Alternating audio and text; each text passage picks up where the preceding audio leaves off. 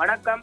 தமிழ்நாடு முழுவதும் 717 டாஸ்மாக் கடைகளை 2 வாரத்திற்குள் மூடுமாறு முதலமைச்சர் சி. ஜோசப் விஜய் அவர்கள் அதிரடி உத்தரவு பிறப்பித்திருக்கிறார்.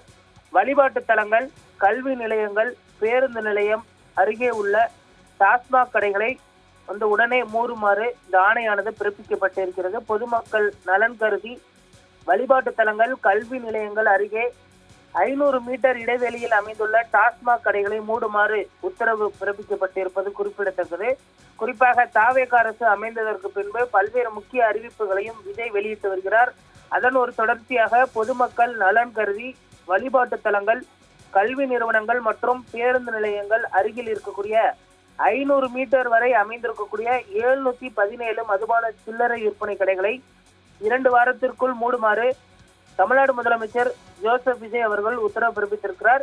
தமிழ்நாடு மாநில வாணிப கழகத்தால் 4765 மதுபான சில்லறை விற்பனை கடைகள் தற்பொழுது நடத்தப்பட்டு வருகிறது. அதில் வழிபாட்டு தலங்கள், கல்வி நிறுவனங்கள், பேருந்து நிலையங்கள் அருகில் இருந்து 500 மீட்டர் வரை அமைந்துள்ள கடைகளை ஆய்வு செய்து கண்டறியுமாறு முதலமைச்சர் ஜோசப் விஜய் அவர்கள் உத்தரவிட்டார்.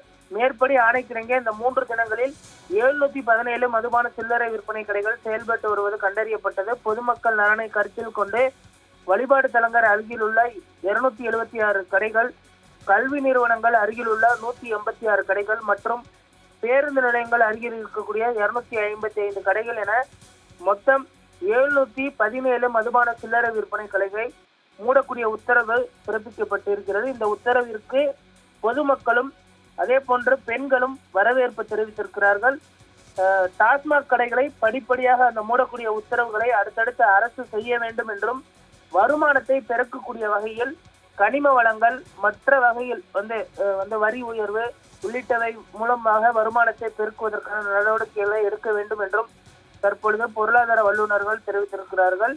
டாஸ்மாக் கடைகள் தற்பொழுது குறைக்கப்பட்டிருப்பது ஒரு மிகப்பெரிய ஒரு வரவேற்பை பெற்றிருக்கிறது. ஆனால் இந்த டாஸ்மாக் கடைகளை மூடக்கூடிய அந்த திட்டத்தினை தொடர்ந்து விஜய் தலைமையிலான அரசு செய்யுமா என்பதனை பொறுத்திருந்தான் பார்க்க வேண்டும்.